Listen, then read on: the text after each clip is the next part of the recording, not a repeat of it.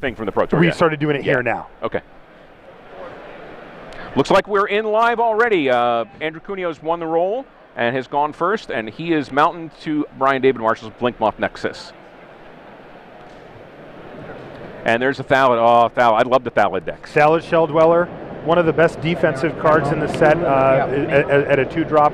It can block many, many, many things, and it also produces chump blockers / trump the domain skies later. Brian's just getting in. He's animating the land and going in for the beats. What do you think that tells us about what the rest of Brian's hand looks like? So he definitely has no 2-drops that he can cast. Remember, the Blinkmoth Nexus only makes colorless mana, so we know, you can see his hand, he's red-white. And wow, here we go for Andrew Cuneo, Kodama's Reach right off the bat. Yeah, off to the races. You see he gets the one mountain into play and the other mountain in his hand, which means he's going to have 5 mana available on his next turn. Brian going right back into the combat zone, dropping Andrew to 19. Again, meaning probably a kind of a weak opening hand for Brian with no real action early. Yeah, he's definitely unhappy at this point. You know, he's making the most of his mana, but he'd like to be developing his board at this stage, and he isn't, especially as we see Andrew Cuneo drop yet another. Now this is going to be really nasty, because this means right now he can make a Sapperling from his Shell Dweller if he wants. Inkmoth coming in, but this one at a time, this one damage at a time just isn't all that great. And Cuneo does make the Sapperling, and he gets counters on both his guys. Well, it just exactly missed that. Rashad's telling me that that BDM mulliganed at least twice. And he's in with the Ancient and the Sapperling token for 5. Drops BDM to 15. We do see a Glacial Ray in Brian's hand. The other feature match, Brian is gone to the scoop phase already. BDM says he's had enough. Yeah, I mean, he couldn't get anything going, and he was facing down quite a bit of pressure. Well, there was going to be an endless series of Sapperlings coming his way. That's right, especially because of the cheapened ability there, allowing even cheaper Sapperlings to be made. More and more Sapperlings all the time. So we're going to game 2 here. We're going to get a quick look at their deck list if we can, and see if there's going to be any sideboard action. There is some sideboard action right now from Andrew Cuneo.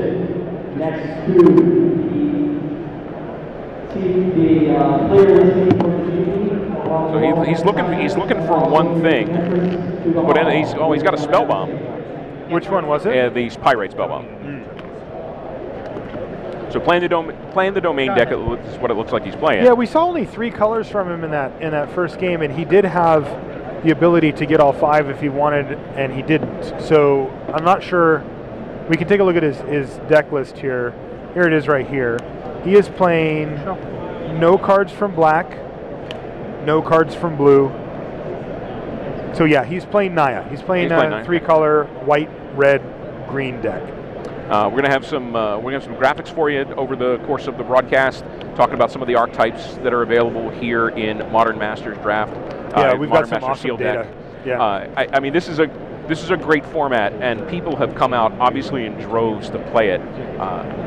Looking at great cards that are available in the modern format, and 200 plus great memories. Yes. From what we've been playing in Magic. Absolutely. Yeah, this is going to be one of the events that people remember for a very, very long time. And you can say that you were here with us. Yes. We hopefully we'll take you on. You'll stay with us on the whole ride as we go through our 9 rounds today, our 6 rounds tomorrow. I mean, this is going to be tough for even the best players to overcome this field. And we're gonna have a day 2 tomorrow that is bigger than a lot of GPs. I just saw something kind of funny, Sheldon. This will give you a feeling for how long these 2 players have been playing Magic. So my DCI number is 8 characters? 10 characters? Yeah. It's 10 characters long. It fills up every box that's possible on these forms. Andrew Cuneo's is 6. Okay. which is significantly smaller. Brian David Marshall's? It's 5. 5, yeah. You know how many mine is? How many? 4.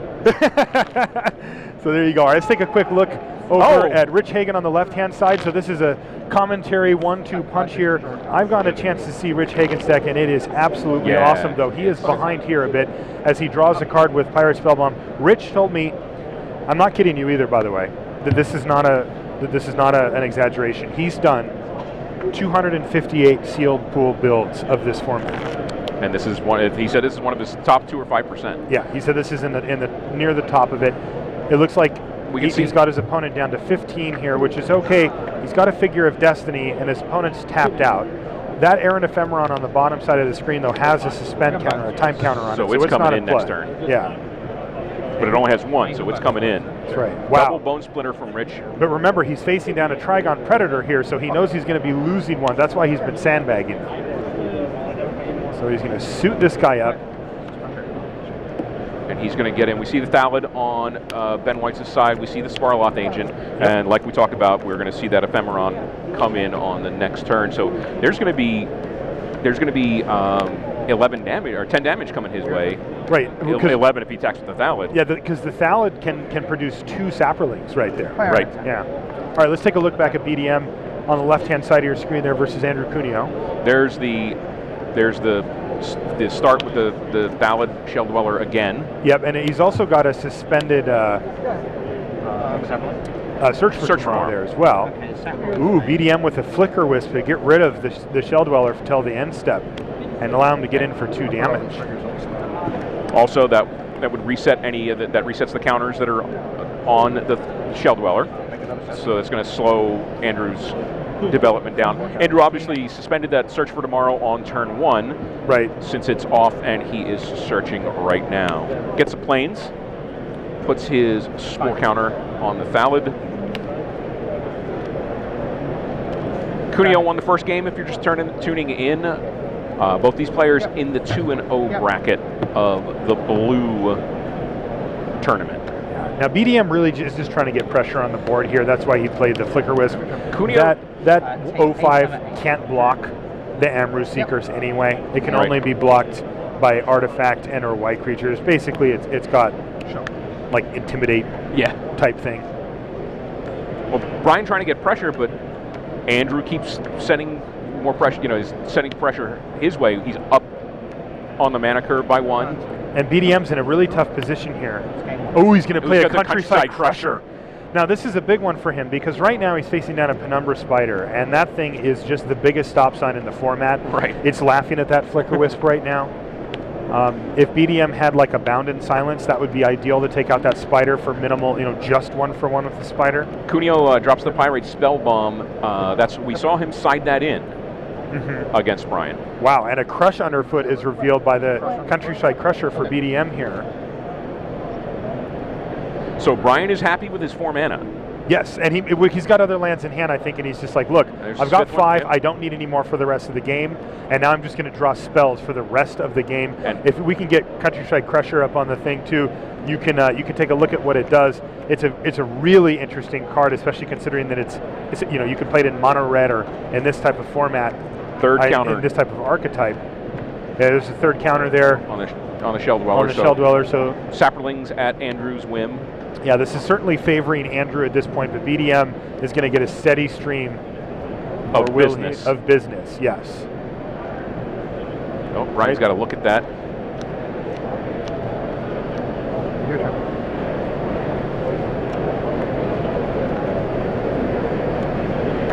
Don't quite catch what Brian revealed there off the top. Obviously, it was not a land. Yeah, Spore Sower Thallid is a 4/4 for 4 for Andrew Cuneo. Thallid is an archetype. It can be, yes, it absolutely can be. I think that a lot of people anticipate the sealed format to be significantly slower than the draft format, and you just can't get through the ground. Oh, that's an Amru Seeker. That's a Seeker who gets immediately spellbombed. You don't want Brian searching for any of his rebels. Yes.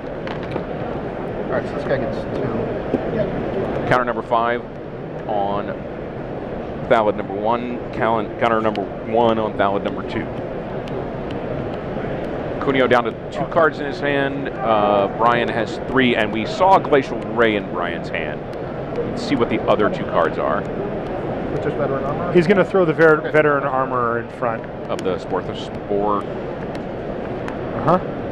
thrower. And then there's the, yeah, let's split second your guy too. So there's a 2-for-1 for Brian, but he gets the major threat off the board, but he's going to lose his Countryside Crusher to a fiery fall here. To a fiery fall. That's pretty unfortunate for BDM. Is if he hit a few lands during those initial flips, it could have got out of fiery fall range, and it could have taken over this board eventually. Now Andrew has a pretty nice board state here. He's got 5 Spore counters going on that Thallid Shell Dweller, so he can cash that in for 2 Saprolings next turn, or just 1 this turn if he wants. Here's a Sting Scourger though, and that's going to allow him to get in for 3. So it's something, but it's unfortunately not a late game plan. BDM really needs to find an answer to that Penumbra Spider, or it's just going to sit there and hold everything off. My assumption here is that Andrew Cuneo has some bombs. You know, he's built his deck such that playing some pretty defensive creatures. And there's the Spider again. And he just patiently ships the turn back. Just a little. And he's going to pay for the Echo cost on the Sting Scourger. Keeps that. He knows he's not doing anything else anyway, so he's just got to ship the turn back. All right, so Andrew has a strategic choice here, whether he's going to make some Saprolings. Looks like he's going to make 2. There's both. He's going to make 2. Tromp the Domains is certainly something that we can anticipate. Right, all his guys would get +3/+3. No, he's only got 2 basic lands. Now, yeah, he's got 3. Sorry, he's got all 3. Yep. His guys would get +3/+3 and trample.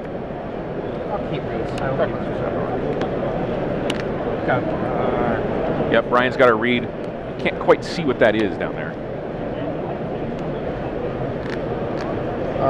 It's got sure. Is that a Savage Thallid? No. That's a Thallid Germinator. Thallid Germinator. Yeah. Wow, so Andrew Cuneo really is a Thallid deck here. We've seen tons of cards that make Thallids. Now, the thing about the Thallid Germinator is you can sacrifice a Saproling to give something +1/+0. All right, so BDM went to Glacial Ray, the Germinator, and it got Otherworldly Journeyed, so it's going to come back. Now that's a +1/+1 counter on it, not to be confused with the Spore counter. Yeah. Okay, there's +1 counter. Yep. There's the Spore counter. So our Spore counters are in yellow. Our +1 counters are in black. Good communication there with Andrew Cuneo. Andrew Cuneo, guy, has been playing this game at a high level for a long time. Yes. He's certainly a great Magic mind, a great theoretician, a great deck builder, and just an all-around fine human being. All right, he's going to Lightning Helix the Flicker Wisp and clear the way for a nice attack here. Here comes his, that's going to be 7. 4 damage. 5 damage. 5 damage.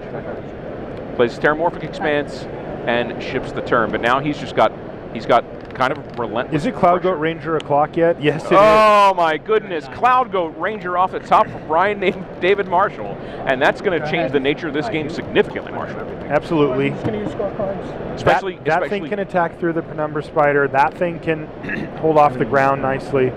Well, especially since Andrew is playing off the top of his deck now. Now the good news for Cuneo is his Thallids are going to keep growing. That's true. But that Cloud Goat Ranger can get flying. Okay, so I'm at 18, trigger targeting. Cloud Goat Ranger, one of the most powerful cards in the format, period. It's an uncommon. And it's people forget that it's a giant. That's right. You know, the Red-White Giants is certainly an archetype in this format, and that's one of the strong cards in it. And at uncommon, not unreasonable to hope that you might see one. Yeah, or 2. Okay, so maybe I'm getting unreasonable. Kitchen Finks for Andrew Cuneo. That's going to tick his life back up to 20. And this could be interesting because BDM really wants to develop his board here. If he can use his Kithkin's tapped to turn his Cloud Goat Ranger into a 5/3, he can start attacking. And he has a profitable attack, but he's got to be careful because he's facing down 8 power on the ground, and unless he can start getting some stuff down to block or trade or do something on the ground, that's not going to be a long-term well, there's strategy. 6 mana from Brian, 7 mana. Oh, there's the Ivory Giant. Wow, just hard cast Ivory Giant? Hard cast him up, but again, I mean, his guys are big. Yep. And here he comes into the red zone with everybody. Oh yeah. Tap all non-white creatures, so tap, tap, tap. But those are going to get to untap, and the 3/4 Ivory Giant's going to have to hold off this board state for a few turns here. Okay, Cuneo down to 15. Your turn. Yep.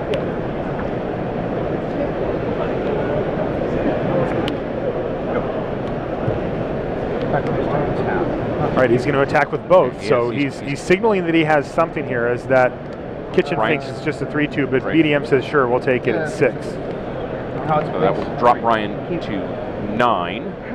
Andrew has the Giant Dust Wasp, sure. It's a 3/3 flyer here, yeah. 3/3 flyers aren't terrible. It's really good here. Remember, the Cloud Goat Ranger just gets +2/+0, so it's not going to be hitting. It's not going to be able to profitably attack into that Dust Wasp. You can just trade it off if you want. So BDM's forced to just say go now. Alright, spell them. All right, Cuneo again has a decision. He's got counters on his Thallid, so he could make some Saprolings, but he's going to choose just to tick them up. Certainly with this board state, the longer game favors Andrew Cuneo. Currently, yes, although it's close. Okay, he's going to come through. He's going to come up in the air with the Wasp and battle in with Kitchen Finks. Giant is going to block the Kitchen Finks. And BDM's just going to do that. He's not going to bother doing anything else. So now we're going to see Andrew Cuneo. He's going to use his Germinator to pump up his team.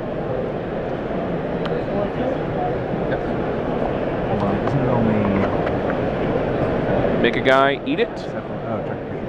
So he's going to make his Kitchen Finks a 4/3 here, which will trade with the Ivory Giant, assuming that we get that far. Yeah. And of course, the Kitchen Finks would then persist back. But Brian has something here. Looks like it's so he says, "I'm going to respond." Yeah. And I'm going to hit your Kitchen Finks with Glacial Ray. So Andrew is now going to make another Saproling. He's going to sack that Saproling to give the Kitchen Finks +1/+1 again. 5/4 taking 2 damage. Now we know that BDM has Crush Underfoot in hand. He's had it for a while, remember? So he's got to make a decision whether he's going to go in for that. He probably is going to have to, right? I don't know if he has to, but it looks like he's going to. He's going to actually just, he's going to use, so before damage, he's going to have the Ivory Giant basically fight the Dust Wasp to take it out, because he says, look, the Giant's going to die anyway. Yeah. All right, so those two fight. Kitchen Finks persist back in. Should it have died? It was a 4/3. It was a 5/4. He did it twice, right? Oh, it took damage from the Glacial Ray. Sorry. Right. Yeah, so it does die. All right, so let's see what BDM has to follow up here. Well, not too bad. 3/3 Mountain Walk. The Hellcomber Giant, it's okay here. Right. Well, but he's 6 turns away from 3 a turn. But Andrew doesn't have any flyers now. Still has Penumbra Spider. He still has the Spider. But that doesn't profitably block the Ranger. BDM at 9. Andrew Cuneo sitting at 17. And that's a Sentinel Wood Readers with Kicker. With Kicker. Ouch. He's going to draw 2 cards off of that, and that is a huge play for Andrew. It's going to potentially propel him onward into more action spells out of his deck, while BDM is stuck top decking here. Yeah, what's Brian's best hope here for that top deck? Well, I'm not sure exactly what he has in his deck, but he needs big, expensive, game-swinging spells to help stabilize and further his advantage. Right. All right, so first things first. 3/3 Mountain Walk gets in there, and then he says go. Yeah. So Cuneo to 14. Brian David Marshall sitting at 9. Again, this longer game, as those Thallids build up their Saproling counters. Eventually, this is going to be an army. Slow march. Yeah, it's a slow march up to an army. Right now, BDM is he doesn't have that many decisions to make. Like, he's got to be worried about Trump the domains, but it Right. also doesn't affect anything that he does. So it's not like he's actively worried about it. He's Right. just considering, like, well, I could lose to that. Right. But right now, but right now he's not. Yeah, he's just like his plays are in front of him, and he's going to make the plays. That Oh, Thundercloud Shaman. Thundercloud Shaman. That is. Oh, that's nasty. a complete beating. He did, by the way, if you didn't notice, Andrew made a sapperling and sacked it to pump the kitchen finks. Okay. So he's going to sacrifice. He's going to tap them all to give his Cloud Goat Ranger Right. +2/+1 flying before they're all dead, because they're all taking a damage. Now remember, all of Andrew's creatures also took 1 damage. All of his non-giants, which is everything, also took 1 damage here. Right. Now, I mean, that play was, that's his only giant, as the Thundercloud Shaman came into play. It was his only giant, but all he really wanted to do was get rid of the Ranger tokens. Brian doing some combat math. Away you go. Now Andrew does have 1 Sapperling in tow there if he wants to make it and sack it to the Germinator. He has that ability to give something +1/+1. Come on. You mentioned he's already done it to the Kitchen Finks. That saved it from the Cloud, from the Thundercloud Shaman. Yeah. So So he knew exactly what he was going to do going in. So we are looking at 3, 4, 5, 6, 7, 8 right now. And again, he can make a sapperling and sacrifice it for 9. So Brian's got to block someplace here. right. And it looks like he is going. One card in your hand? Is that final blocks? That way he gets to keep his Cloud Goat Ranger and not die, though he's in a very precarious position. All right, make a Sapperling, and he's going to pump up the Spider. And there's. Is that enough? 3, 6? Oh, because remember that 7, 8. the Kitchen Finks had an extra +1. Yeah, but that's Yeah. still I can't 8, win if right? I. Yeah. Anyway, he What do you knew. mean if I lose that guy? Then All right. I have no shot at reaching across. So. Well, 1 good game. Yeah, well. Are we able to watch Rich's match?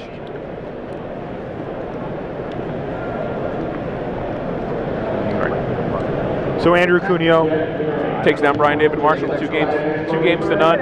Again, 2 great Magic players. Yep. Two pieces of Magic history. Yeah, playing against it's each other true. right It's there. true. You know, two guys that have been. Were you going to say heirlooms? I was actually going to say heirlooms. Antiques? Well, they're not up on the shelf yet. Yeah. All right, looks like we're in. Still very much in use. Yeah. Yeah, still very much. Look at that, more Thalids. Over there for Ben Wietz, and that's Rich Hagon on the left. Good luck. Looks like we're in game 2. Could possibly be in game 3 because of the speed of Yeah. Rich's deck. I would say we're likely in game 3, but we'll see here. Rich Hagon has a stage 2 Figure of Destiny. It's 4/4 currently. Plus the Bone Splitter. And he's got the Bone Splitter. And there. he's Rich is only on red mana here. We know his deck is black and red. That's right. So, and it doesn't look like he's got a swamp in his hand. He's got 2 more mountains in his hand. Bone Splitter there for Ben. You'd be like, yeah, he's at 1, yeah. How good is Bone Splitter in this format? It's absolutely fantastic. It is one of the most powerful cards that you can get. And I know it doesn't look like much. Bone Splitter is a modest looking card, but it is actually 1 mana, +2, super +0. Yeah. Just it makes small guys into dangerous guys. Yeah. It's one of the most powerful commons around. So we see that Ben you has see a lot of them. Ben has equipped it to the Thalid, attacked with the Thalid, done his damage, and then made a Sapperling. A very sad chump Sapperling at some point, I'm sure. Sapperling definitely knows what this is all about right here. Yep. All right. Now we see another mountain here for Rich Hagon, and he's got a few black cards in his hand, but he also has some red ones. And he's I've played a lot of matches against Rich, and he's a very thorough player. He's going to. He's got plenty of time left in this round, so he might do some thinking here. He is missing that white mana. Now he's 1 more mana away from black. Black mana. He's maybe thinking about this. You think he's waiting for the spell bomb till he has a shrapnel blast to make use of it? It's possible. I mean, he also could just take out that Sapperling, equip, and hit for a ton right now if he wanted. It looks like that's we see him equip up the Figure of Destiny. Yeah, and the question is, does he want to try to get in here for a bunch of damage, or does he want to ship the turn back? And he doesn't. He says go. So Rich has left up his Pyrite Spellbomb, and he is deciding how he wants to approach this now. Oh, there's an Apocryphite there. And it looks like the Apocryphite just came back in. So we're coming in at an interesting stage of this game. That Apocryphite has 3+1/+1 counters on it there. So now all of a sudden, and this explains part of why Rich is hemming and hawing here, is that he's also facing down a 4/4 this turn with haste. And he's still 2 mana away from getting the Figure of Destiny to its full 8/8-ness. Yes, that costs 6 mana, and they have to all be red for him. He's got one more mountain in his hand, and I mean the 8/8 is insane. And it's got flying and first strike, but looks like the Figure of Destiny, which is currently a 4/4, is going in front of that Apocryphite, and he is going to Spellbomb the Thallid Germinator, but Ben has sacrificed his Saproling to preserve it. Wow, and the Apocryphite now has 3 time counters on it, no longer +1/+1s. And Rich is in dire need of black mana here. I mean, he needs to rip a swamp very badly. All right, it looks like he ripped a Flowstone there, or what is that? Let's take a look. There's mountain number 5 for Rich.